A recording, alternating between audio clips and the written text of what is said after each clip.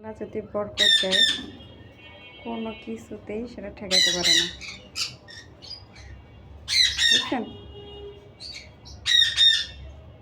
এবার আপনাদের পাখিটা দেখাই।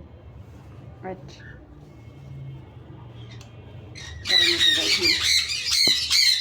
এখানে মাগো না, তোমার ডিম তুমি নাও। হ্যাঁ, এবার আপনাদের দেখাই। এই যে দেখছেন, এই যে আপুর দুইটা বাচ্চা, এই দুইটা বাচ্চা একসাথে থাকে। এটা অনেকেই জানেন যে সেটা প্রীতম ভাইয়ার এই পাখি দুইটা। আচ্ছা, আমি এটা সরাই দিই। তো এটা আমার তার সাদা কাপড়, ওরা একসাথে থাকে, একসাথে খাওয়াই দেয়, সব ঠিক আছে। কিন্তু এই বাচ্চা, এই যে ওর যে পায়ের সমস্যা, এই বাচ্চার যে বাচ্চা হবে, কেউ কোনোদিন মানে কল্পনা করতে বা ডিম দিতে পারে। আমি আবার রাইখা দিই যে তোমার ককাটেলের বাচ্চা ফুটতেছে, ককাটেলের ডিমের সাথে লিখে দিই। ও মা গো, দেখি একটা ভিতরে মানে কি বলবো,